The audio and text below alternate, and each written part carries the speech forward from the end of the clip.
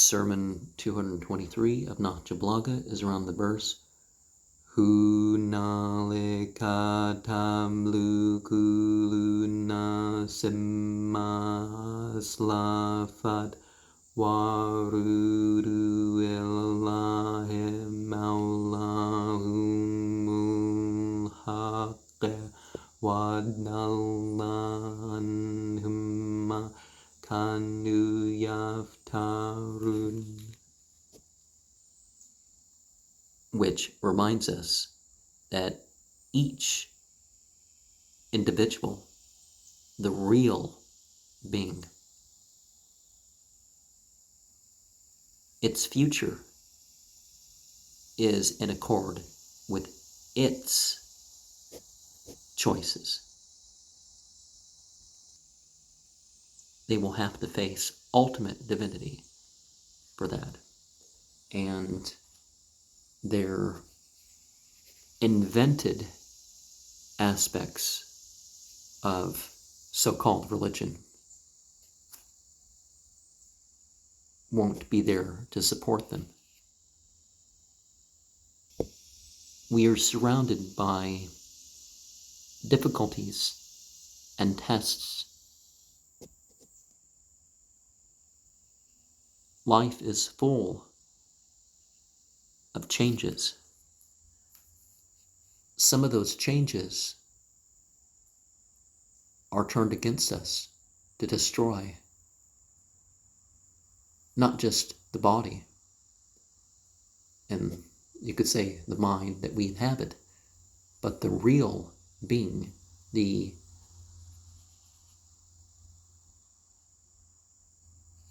Ruh, the Nafs, the Anasama, the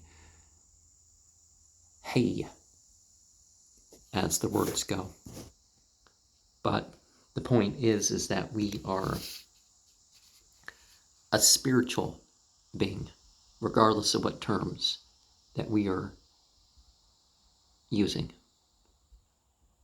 And people say they're living safe. A safe life is, not really the thing. So let's perhaps act out a little differently now. And let's not make things about blood and soil. Let us silence ourselves in some regards, and let us be outspoken in other regards. Let us take away our attachment to the grandeur of the things that humans do in our environment.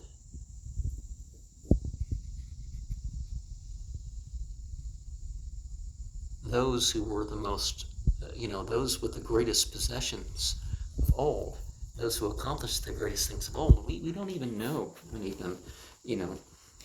We're told that, the prophets, some of them we know, some of them we don't know. And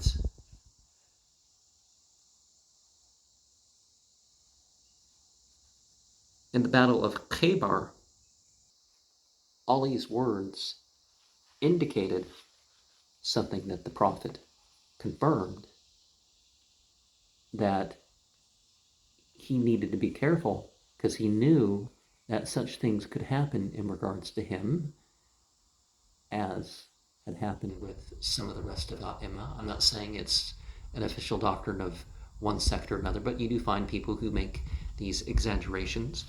Muhammad had said, just like people did with, let's just say Jesus, so we recognize it from an English perspective.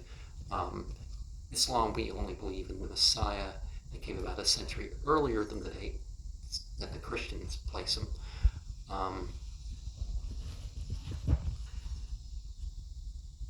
Well, I'm not saying that the others might not have been good people that were included in the Jesus of the Christians, but that's a whole different point. But there was a distinction made with Ali, that he wasn't like Aaron to Moses, because Ali was never given prophethood. He was given the messages that Muhammad gave to continue them and to practice them and to understand them and express them, but he wasn't given the actual prophethood. Now, in English, you could say that all of A'imah were prophets, but not the Arabic terms that we have translated. They weren't Nabiullah, they weren't Rasulullah, they weren't getting that sort of inspiration and revelation. But it does seem that they were all spiritually gifted individuals, and that's why I came up with my 5 prophet theory, because there's just in English you don't know what's meant. I'll reiterate it here, because I don't know if there's an individual video or whatever the deal is, but so there's the Nabiullah and the Rasulullah. So the exemplar prophet and the messenger prophet. Patan an-Nabi, Akbar Rasul. So those are done with. And you see terms that translate as sent one, like avatar and stuff like this, in other cultures that compromise mostly the messenger prophet role, but the exemplar prophet, those are kind of done with. Then there's a confirmatory prophet, the people who go on Hajj, or they pray during Ramadan, or they recite the Quran, and they have experiences of the Sakina or some other, some beings show up to pray with them or with the group, and every other Muslim community, if not not every sizable Muslim community, you're gonna find somebody like that if you spend enough time with that.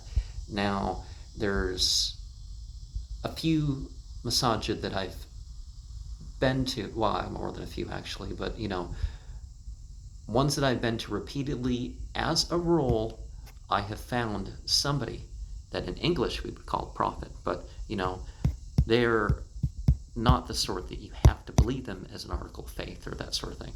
I'm simplifying, right? And then there's the 2 that you don't take part in. It's the spiritually gifted that have turned their thing towards starting a sect. I had a dream, and I saw something, but they saw something because they had the ability to make the right choice.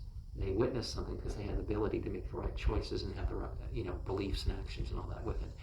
And then there's, of course, the prophets of Satan, and it doesn't mean that the prophets of the devils are necessarily just like that because they choose to be.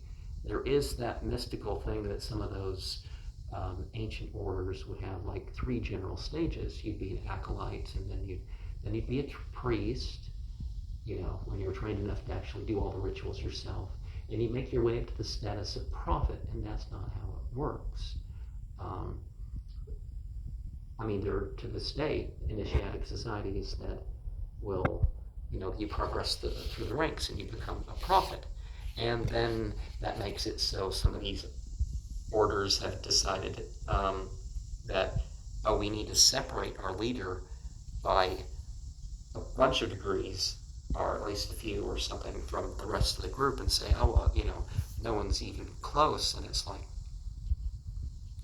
again, and then there's the false prophets, the people who, maybe they're deluded and think that, they do have some whatever, but for the most part, it's like, I feel like this, I pray about this, and I think this. Yeah, that's called divination. It's fine to do that type of divination, but not if you're going to think, that your thoughts are God, or however you're going to phrase that sort of thing. In some of the battles where some people had fled, Ali wasn't of those that fled, and he didn't overstep the orders that Muhammad gave him.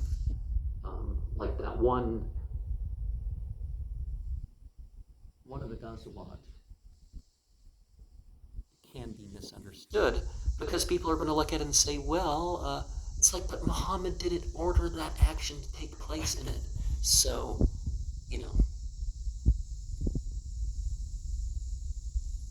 because Muhammad, for example, he asked this contingency to go out and find out what was the case with this, and it's like, and in the back of their heads, they thought that, if there was any issue, then, when you're sent off to war, you just kill the group that you have an issue with. And it's like, no, that was not what they were commanded. They were just commanded to report.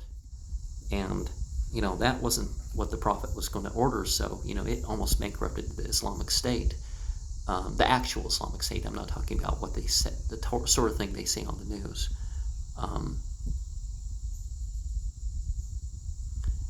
In the 8th year of the Hijrah, there were some missions, which are different than the Ghazawat, that Ali was part of, trying to convert the Beni Hamdan. And some of these people of the Yamani tribe had accepted Islam when previous efforts were unsuccessful. And in the year 10 al-Hijrah, which was the last full year that Muhammad was alive,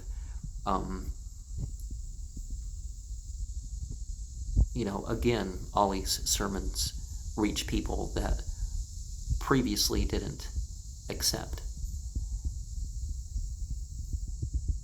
And Muhammad, of course, honored both the Beni Hamdan and Ali by invoking peace upon them specifically and repeating it and repeating it.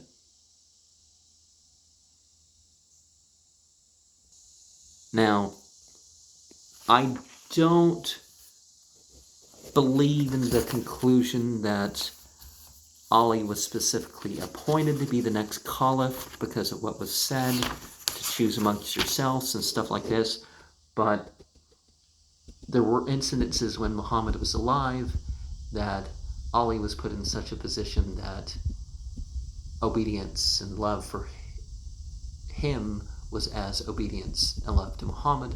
But you find with the other deputies that was the case, that you obey those put in authority as if you're obeying the person in the role of caliph. And technically Muhammad was caliph, but you don't call him caliph. And he was chosen by the people. People act like he did. He showed up as a king and stuff like this. It's like, well, people were choosing a leader, and non-Muslims chosen to be leader. Eventually, the people of Yathrib became Muslim, and the town became renamed to Medinat an-Nabi and some other names. But at the time, before the Hijrah, it does not seem at all that the majority of the people that wanted Muhammad's ruler were Muslim.